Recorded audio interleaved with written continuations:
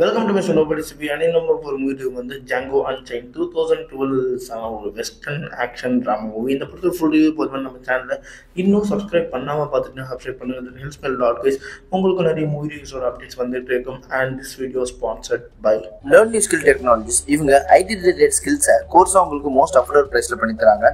Full stack development, Python, Java, அது மட்டும் இல்லாமல் மெயினாக அட்வான்ஸ் ஆர்டர்னு சொல்லி தராங்க. உங்களுக்கு சர்டிஃபிகேட் ப்ரொவைட் பண்ணுறது இல்லாமல் உங்களோட ஜாப் பிளேஸ்மெண்ட்கான 100% அசிஸ்டன்ஸும் பண்ணுறாங்க. ஃபார் மோர் டீடைல்ஸ் ஸ்க்ரீனில் தெரிய நம்பரை கான்டாக்ட் பண்ணுங்க. படத்தோட கதை எங்க அப்படின்னு பார்த்தீங்கன்னா, ஃபர்ஸ்ட் படத்தோட சீன்லேயே வந்து நிறைய பிளாக் ஸ்லேவ்ஸ் வந்து கொண்டு போயிட்டு இருக்க அந்த சமயத்தில் அங்கே வந்து ஒருத்தர் வராரு, டென்டிஸ்ட்னு சொல்லிட்டு. அவரோட பேர் வந்து டாக்டர் கிங் ஸ்பிட்ச். ஓகேங்களா, அவர் வராரு, வந்துட்டு அங்கே இருக்கிற ஜாங்கோன்னு சொல்கிற ஸ்லேவ் வந்து எனக்கு வேணும்னு சொல்லிட்டு காசு கொடுத்து வாங்குறாரு.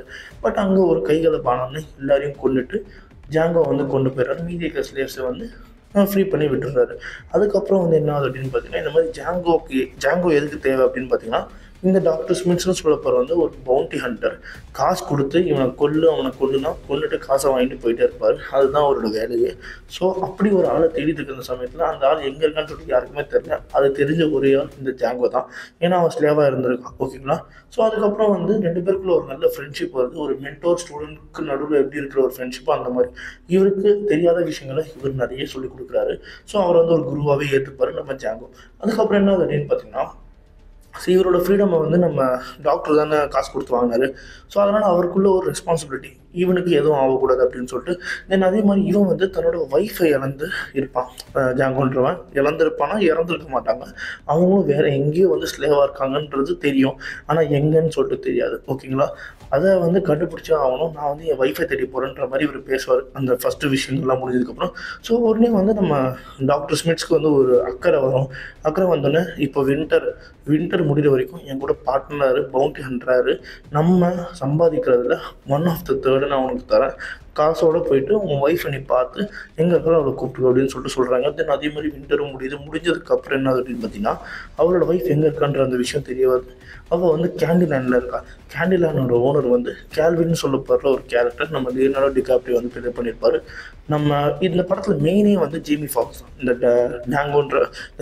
ஜாங்கோன்ற கேரக்டர் தான் வந்து படத்தில் ஃபுல் அண்ட் ஃபுல்லாக மெயினு. அந்த கேரக்டர் பண்ணுற எல்லா பர்ஃபார்மன்ஸையும் நம்ம மனுஷன் லியோனார்டோ டிகாப்ரியோ வந்து ஒரே சீனில் சாப்பிட்டு போயிடுவார். மிரட்டி விட்டுருப்பாருங்க பர்ஃபார்மன்ஸு. அந்த ஒரு சீன் பயங்கரமாக இருக்கும். அதான் அந்த நிறைய ரீல்ஸில் பார்த்துருப்பீங்களே, இந்த கையை வந்து டேபிளில் அடித்து அந்த கை ரத்தமாக இருக்கும், அதையோட நடிச்சாருன்னு சொல்லிட்டு அந்த ஷாட் தான் மனுஷன் பின்னிருப்பான். அதுக்கப்புறம் வந்து அந்த இடத்துலேருந்து தன்னோட ஒய்ஃபை ஜாங்கோ காப்பாற்றினாரா இல்லையா, அதுக்கப்புறம் இந்த டாக்டர் ஸ்மித்ஸ்க்கு என்ன ஆச்சு, அங்கே இருக்கிறவங்களுக்கு என்ன ஆச்சு அப்படின்றது அந்த படத்தில் கதை. இந்த படத்தில் வந்து மெயினான விஷயம் என்ன ஃபோர்ஸ் பண்ணி காமிச்சிருப்பாங்க அப்படின்னு பார்த்தீங்கன்னா, ஒரு கருப்பு ஆள் வந்து ஒரு குதிரை மேலே ஏறி பயணம் பண்ணக்கூடாது அப்படின்ற அந்த விஷயத்த நிறைய இடத்துல காமிச்சிருப்பாங்க.